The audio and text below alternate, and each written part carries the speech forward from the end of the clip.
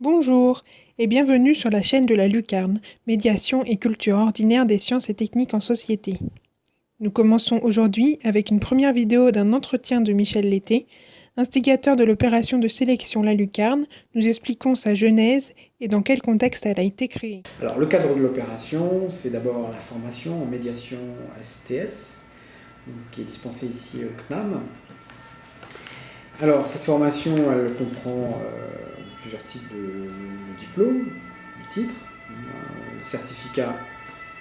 la licence professionnelle et le magistère. Donc, dans le cadre de toutes ces formations, il y a un enseignement commun, c'est le RTC 211, qui lui, depuis quelques années, a pour vocation d'initier les auditeurs et les auditrices à cette notion de culture ordinaire des sciences et techniques en société. Finalement, on est dans une société qui est saturée de ces questions STS, sans pour autant qu'elles soient revendiquées comme telles, et notamment dans le domaine culturel. Et il peut être un peu dommage de ne pas partir de cette matière, de ces ressources-là même, pour réfléchir et éventuellement pour les mobiliser, alors autrement que ce pourquoi elles existent dans l'espace public, mais comment, en tant que médiateur, on peut se les réapproprier pour en faire d'autres canaux possibles de diffusion, de réflexion dans ce champ. Le but de tout ça n'est quasiment que prétexte, c'est un grand détour pour finalement réfléchir autrement depuis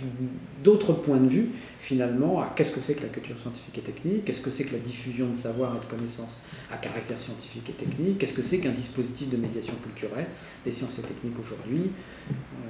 comment est-ce qu'on peut bousculer un petit peu cette diversité et en retour peut-être être plus inédit, original.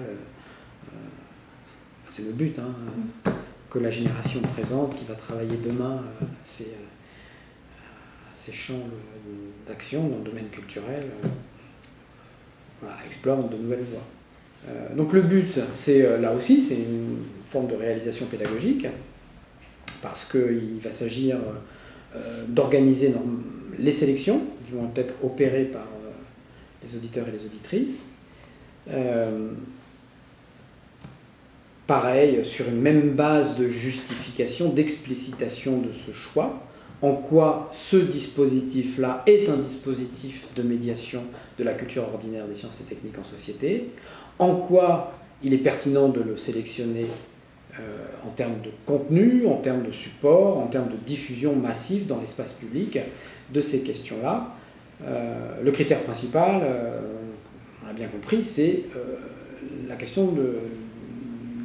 son côté informel, c'est-à-dire qu'il n'a pas été nécessairement, voire pas du tout, pensé dans sa construction comme relevant d'un dispositif de médiation. Donc, ces dispositifs disent les STS dans l'espace public, mais de façon tout à fait informelle. Et là, on voit tous les supports possibles et imaginables qui peuvent être mobilisés, tout ce qui relève de la culture, de la production culturelle et de consommation de masse. Ça va du cinéma à la littérature, la poésie, le théâtre, le street art, l'architecture,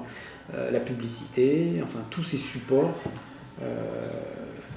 visuels, audiovisuels, graphiques, qui contiennent des messages à caractère scientifique, technique, et plus précisément sciences, techniques, société. Donc cette opération, pour la première année, mettra à l'épreuve de cet exercice. On espère avoir suffisamment de dispositifs sélectionnés pour pouvoir discuter de leur pertinence. Et ultimement, mais c'est presque à la limite, je dirais, c'est pas le plus important, sera d'en sélectionner un pour le distinguer, mais justement par le fait même de le distinguer, on suscitera de la discussion, du débat, de la réflexion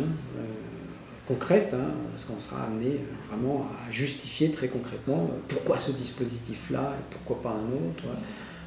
quels sont ces critères spécifiques qui font qu'il est pertinent de le désigner comme tel. On va puiser dans la culture populaire, parce que c'est là où on sent qu'il y a aussi de la matière, pour pouvoir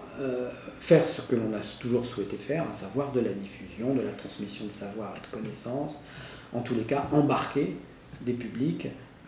dans ces histoires de culture scientifique, technique et industrielle. Ne pas simplement être spectateur de ce qui est en train de se passer, mais de devenir acteur de ce mouvement, de cette tendance lourde, et de voir comment est-ce qu'on pourrait, au-delà d'être spectateur, acteur, mais d'utiliser soi-même toute cette matière et ces matériaux d'une richesse extraordinaire.